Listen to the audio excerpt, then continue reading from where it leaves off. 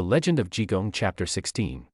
And on the surface, the source material reads like a deeply unorthodox, almost chaotic comedy about a mad monk selling dog meat in a sacred temple. It really does. It sounds completely absurd. It does, but if you look closer, how this centuries-old text is actually a brilliant masterclass in dismantling performative authority. Oh, absolutely. We're going to explore the profound difference between performative piety, putting on a superficial show of competence, and genuine, undeniable authenticity. It is a remarkable narrative. Yeah. And for some context for you listening, Jigong is a historically rooted but heavily mythologized figure in Chinese folklore.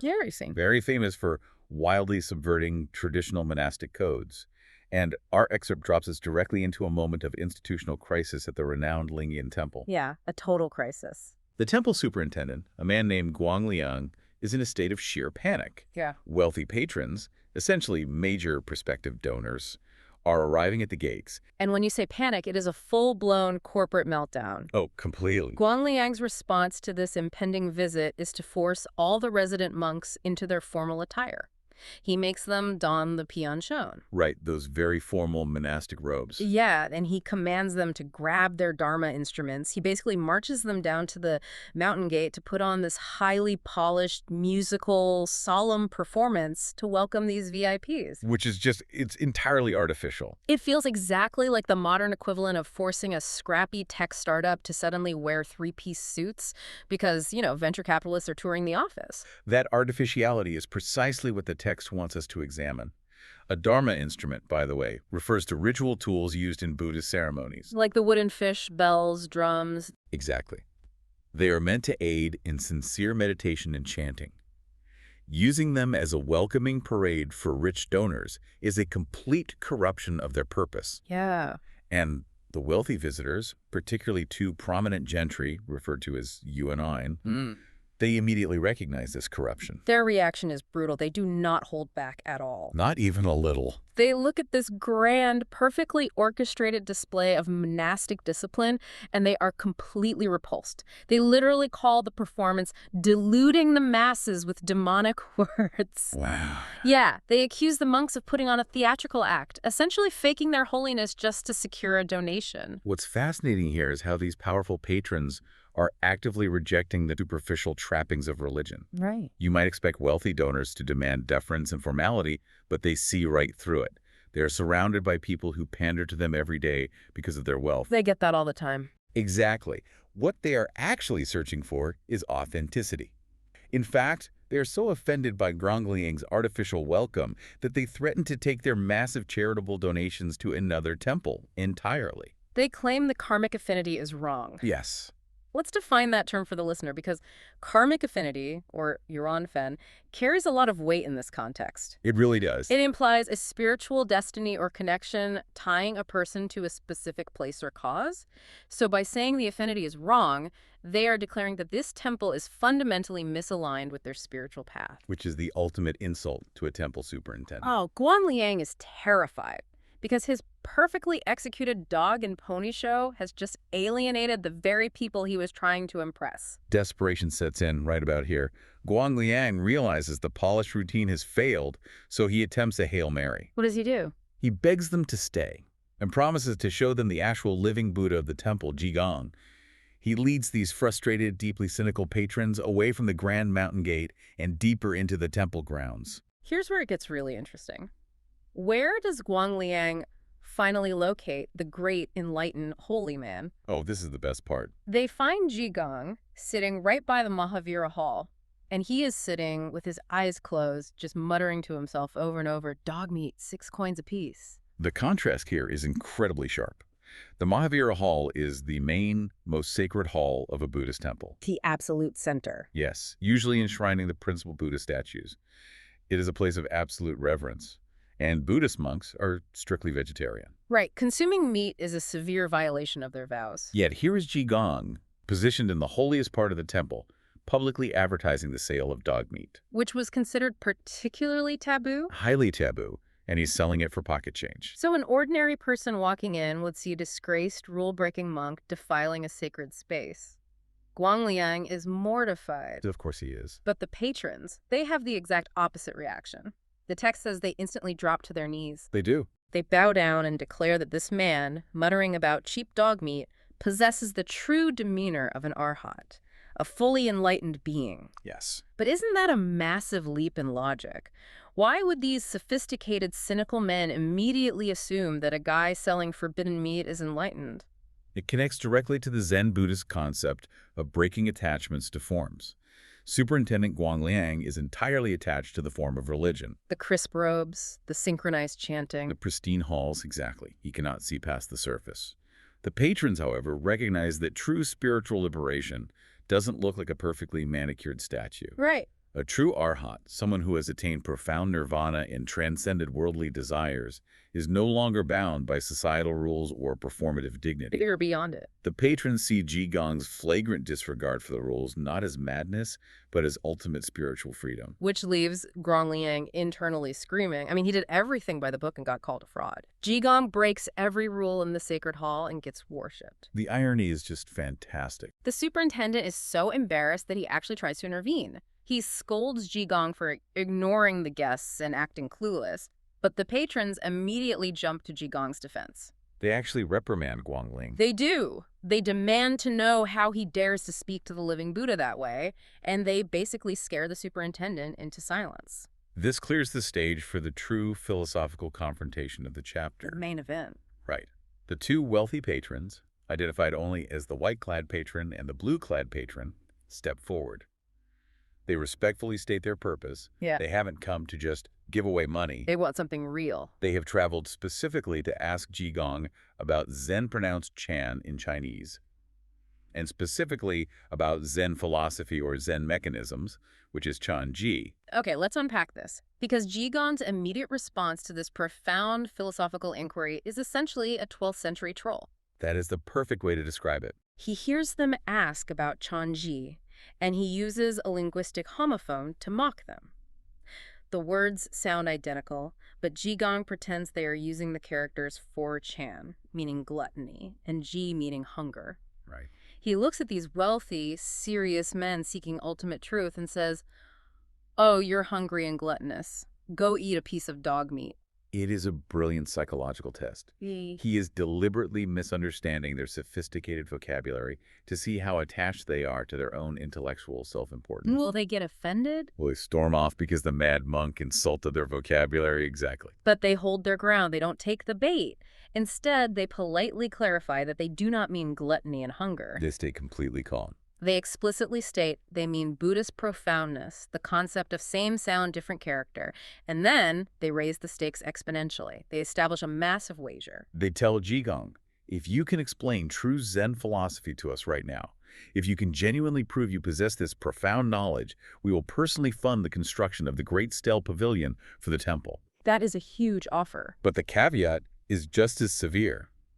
If he fails to deliver, if he is truly just a crazy man making puns about dog meat, they will consider the karmic affinity broken and take their wealth elsewhere. The entire infrastructure budget for the temple is now riding on one philosophical answer.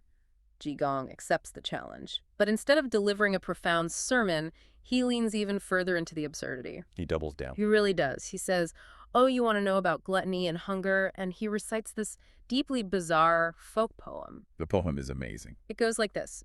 Water in mountains, fish in water, 3 times 7 is 21. Humans have faces, trees have bark.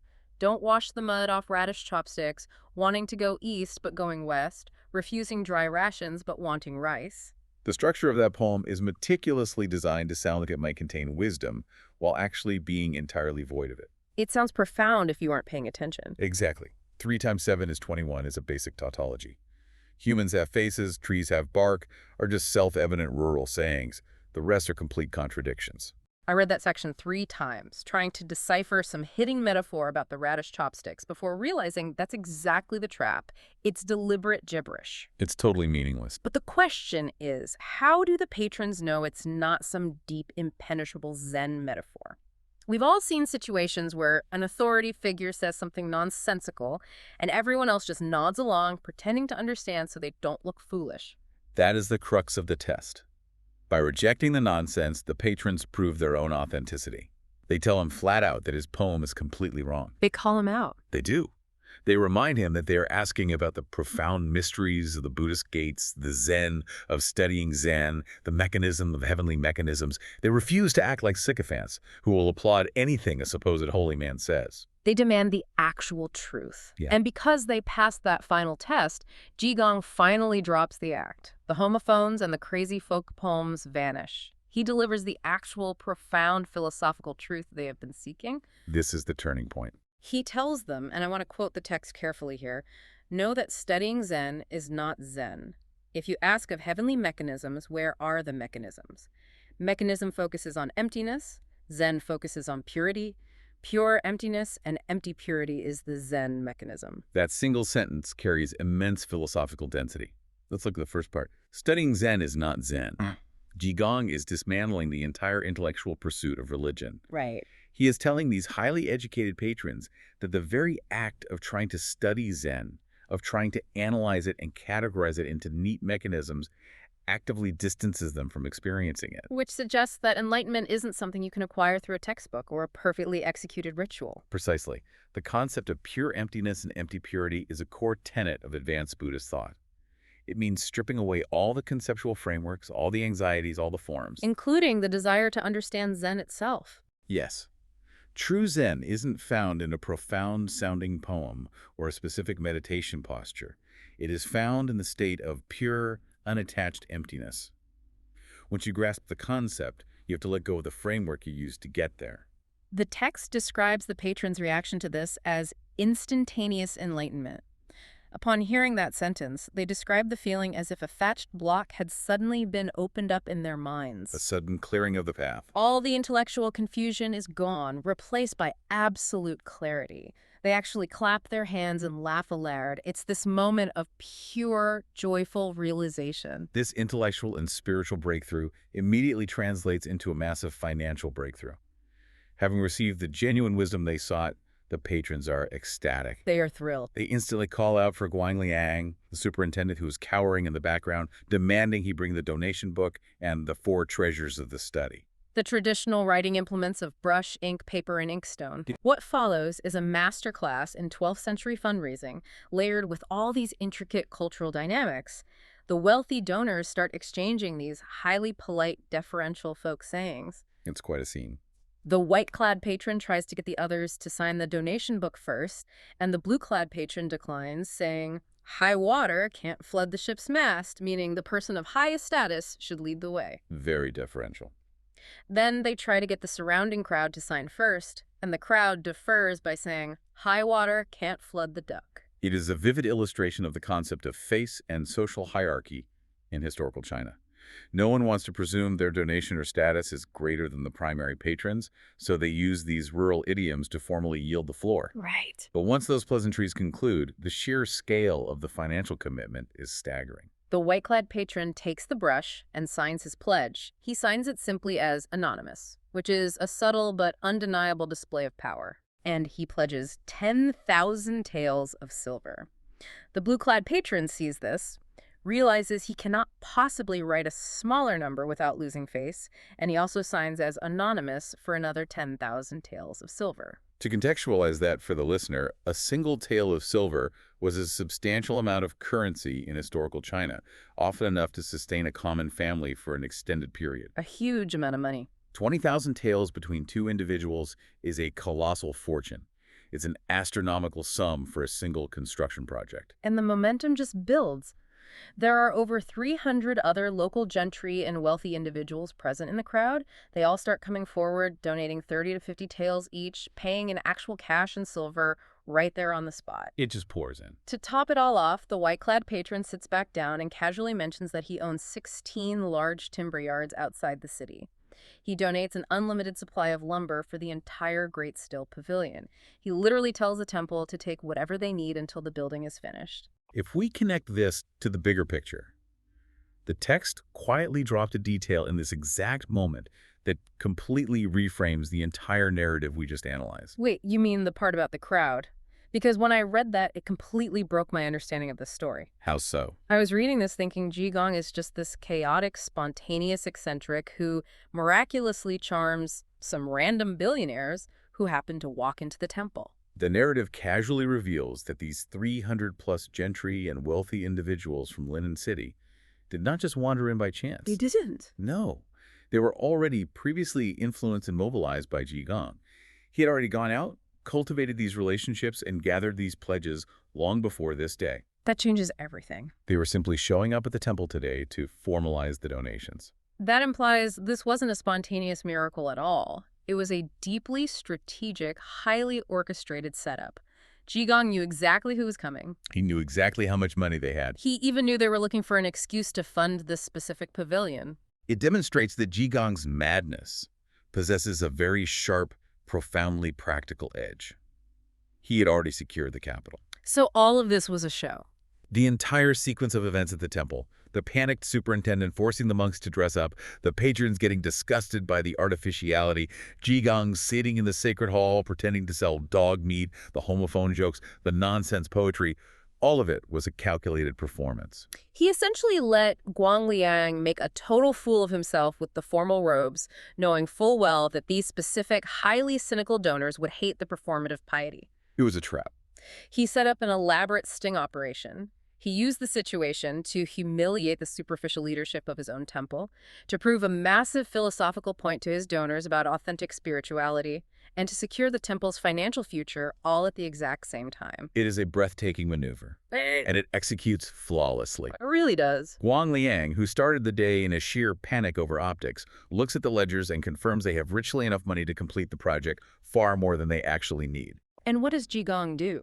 With his objective achieved, Jigong doesn't stay to bask in the admiration or rub it in Guangliang's face. True to his detached nature, he just scoops up his dog meat, leaves the temple grounds, and goes to stay at the private homes of his wealthy patrons. He secures massive funding, drops a philosophical bombshell, and then just grabs his snacks and heads out. That's Jigong. The aftermath at the temple is incredibly smooth. With unlimited funds and lumber, the project kicks off immediately. They hire the masons and the carpenters. The text notes how seamlessly they lay the foundations, set the stone pillars, place the beams. The brickwork and the plastering are all finished without a single hitch. Everything is perfect. They just need to apply the paint and the decorative color work. However, classic serialized literature rarely allows peace to linger for long. Never does. The scene shifts. We start at the sprawling estate of Prime Minister Qin. His magnificent garden had this structure called the Getianlu. And this wasn't just a little gazebo. The text specifies it was a 25-room pavilion. Which is massive. Huge. You have to imagine this sprawling, interconnected complex of halls and corridors. Yeah. But recently, it burned to the ground. So to rebuild a 25-room pavilion, you need an industrial quantity of large structural timber. And sourcing that volume of high-grade wood is a major undertaking, even for someone with the immense resources of a prime minister. The text details that his stewards go out to scour the local markets. They visit over 10 different commercial timber yards. Right, over 10. But they hit a complete supply drought. Every single yard owner tells them the same thing. They have already donated all their available large timber to the Lingyan Temple. Because the monks at Lingyan Temple are in the middle of building their own massive structure, which is the Grand Steel Pavilion. Yeah, and to understand the scale here, you have to know what a stele actually is. Right, it's a massive, towering stone slab, usually intricately carved and inscribed with important imperial edicts or sacred religious texts. And because of the immense physical weight of that stone and the cultural reverence for it, the pavilion built to house it cannot be flimsy. It requires the thickest, most durable timber you can find to support the vast roof that protects the stone. Which means the exact materials the Prime Minister desperately needs are currently just sitting in the courtyard of the Lingyan Temple. Sits he right there. So this brings the logistical problem back to the Prime Minister. And he issues an order to 4 of his stewards, Qinan, Qinshun, Qinji, and Qinming, that is actually quite surprising in its restraint. It really is. He tells them to go to the temple and simply borrow the wood. He even gives them a timeline, promising to return the materials the following year when his official imperial timber shipments arrive. And what's crucial here is the specific warning he gives them. He explicitly states, borrowing is a favor, not borrowing is their right. He specifically commands them not to use their power and status to bully the monks. Right, which sets up a classic principal-agent conflict. The prime minister is demonstrating a clear awareness of his own formidable reputation. He knows an unannounced visit from his staff could easily be interpreted as a mandate rather than a polite request. By stating that the monks have the right to refuse, he's mandating a diplomatic transaction. But the moment these four stewards leave his presence, that diplomatic intent completely vanishes. Oh, instantly. Qin Shun, one of the stewards, immediately starts complaining, calling this a black errand. Yeah, and that term, black errand, carries a lot of sociological weight in historical bureaucracies. Lower and mid-level officials often relied on the informal economy of bribes and skimming to enrich themselves. Exactly, the squeeze. So an assignment with no clear opportunity for graft was considered a black or empty errand. Qin Shun is looking at this straightforward pickup and is just deeply frustrated that he can't weaponize it for profit. But then Xinan, who clearly fancies himself the strategist of the group, steps in. He basically calls Qin Shun foolish and immediately outlines this brilliant, utterly corrupt master plan where they can each walk away with 2,000 pieces of silver. What's fascinating here is the sheer architecture of Qin An's extortion plot. It is a carefully layered four-step scam. Okay, let's deconstruct this scam for everyone listening because it perfectly illustrates the dark art of the middleman grift. Step 1. Completely abandon the prime minister's order to ask for a loan. Instead, they decide to arrive at the temple, lie, and fabricate a crisis. They will claim the prime minister has issued a direct mandate to forcibly tear down the newly built Grand Stole Pavilion to use the materials for his own garden. Which introduces an immediate existential threat to the monks. Right. Which leads directly to step 2. By introducing this overwhelming threat, they force the monks into a state of panic. Xinan calculates that the terrified monks will naturally try to buy their way out of the demolition. He anticipates they can easily extract a bribe of around 3,000 to 5,000 silver pieces just to halt this fake demolition order. And then comes step 3. After pocketing the bribe, they will casually offer a compromise. They'll say, well, rather than tearing down the pavilion, maybe we could just borrow the loose timber sitting in the yard. And the monks, suffering from the extreme emotional whiplash of thinking their sacred pavilion was doomed, will feel an overwhelming sense of relief and just gladly agree to the loan. And step 4, they return to the prime minister. Yeah. But they lied to him too. Exactly. They plan to claim the monks refused the loan and demanded to sell the wood instead. The prime minister will then issue the funds to purchase the timber, which the stewards will simply intercept and divide among themselves. So they steal from the vulnerable temple and from their own powerful superior. It is the ultimate middleman grift. You create a fake crisis just to charge a massive fee to solve it. It's a perfect illustration of how middle management can build an impenetrable wall between the decision-maker and the ground floor. So they execute the plan, they arrive at Lingyan Temple at Filai Peak, and they do not come as humble messengers. They bring over 10 followers and more than 20 horses to intimidate the monks. It's a calculated show of force. The thundering of hooves, this aggressive crowd pouring into a serene spiritual space, it immediately sets a terrifying tone. The gate monk is startled, of course, and rushes to get the supervisor monk, Guangliang. And Guangliang comes out and tries to de-escalate. He offers them tea, trying to treat this as just a normal, polite visit from government officials. But Qian ignores the tea and drops the hammer. He delivers the fake, terrifying ultimatum. The prime minister has ordered the Grand Stole Pavilion torn down immediately. And Guangliang is just devastated. He launches into this desperate plea. Because this building isn't just wood and stone to them. Right. He explains the immense collective effort behind it. It was built through the donations of local officials, respected elders, pious men and women. It is the physical manifestation of the community's shared faith. He begs the stewards to have mercy and put in a good word with the prime minister. Which is exactly what Qinan wants. The trap is perfectly set. This is the precise moment where Qinan is supposed to hesitate, pretend he's reluctant to disobey his master, and slowly guide this desperate monk into offering that massive bribe. Here's where it gets really interesting. That's so good.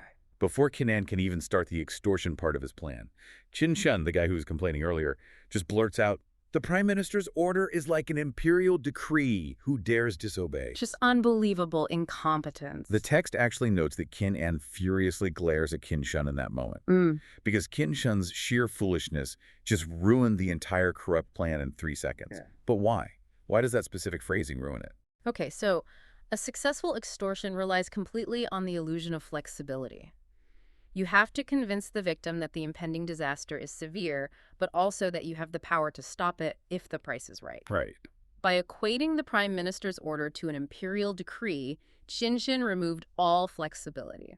In this historical context, an imperial decree is the absolute, unquestionable word of the emperor. Defying it or altering it is a capital offense. So he accidentally played his role way too well. He completely closed the door on any negotiation. Exactly. The monks now believe it's a fixed, unchangeable law, meaning there is absolutely no room for a bribe. Qinshin slammed the door shut, and Shinan is trapped by the lie. He can't exactly interject and say, well, actually, a few thousand pieces of silver might bend an imperial decree. That would instantly expose the whole thing as a shakedown. Exactly. They are forced to commit to this rigid, uncompromising lie they've constructed. So Guangliang is panicking. He thinks this is an absolute decree, so he rushes back to tell the old abbot, Yuan Kong. And the abbot's reaction is just classic bureaucratic buck-passing. He completely washes his hands of it. Right. He basically says, I'm too old for this. And he points out that the pavilion was originally initiated by Dao Ji. So the abbot tells Guangliang, you go find Dao Ji and let him deal with it. It's a staggering level of institutional detachment. The abbot just abandons his subordinates to face this crisis alone. So Guangliang goes back to the gate, but things have already escalated out of control. With the negotiation ruined, the steward's subordinates drop the act and move to brute force. They are literally threatening the artisans. The working-class laborers, the masons, the carpenters, the painters, the earth workers. Right, and they threaten them with being sent to the Quintang County magistrate for punishment if they don't tear down their own work immediately. Which is a terrifying prospect. Being handed over to the magistrate means imprisonment, torture, or financial ruin. These workers don't have the social standing to debate the legality of the order. So, terrified of the prime minister's supposed power, the workers immediately begin dismantling the pavilion. Pickaxes start flying. Dust rises everywhere. And this beloved pavilion, built with so much community sacrifice, is instantly destroyed. It's a tragic scene. The sheer speed of the demolition is devastating. And the irony is, it's all predicated on a lie. The prime minister never ordered it. The monument is erased from existence simply because a mid-level bureaucratic grift went sideways. And the perpetrators were too incompetent to walk it back. So Guangliang is watching this heartbreak, completely helpless. But he has one comforting thought in that moment. He thinks to himself, well, at least the crazy monk Dao Ji isn't here, because he would definitely start a massive disaster. And that is classic dramatic irony. By having him express relief over Dao Ji's absence, the narrative guarantees he is about to show up. Exactly as Guangliang thinks this, Dao Ji appears, and the collision course is set. He is staggering toward the mountain gate, completely unsteady on his feet, but he is absolutely furious. He is visibly preparing to physically attack the four stewards. He is a human embodiment of pure chaos accelerating toward a rigidly structured, corrupt wall. And that's the cliffhanger. A sudden shift from bureaucratic maneuvering to the promise of sheer physical violence.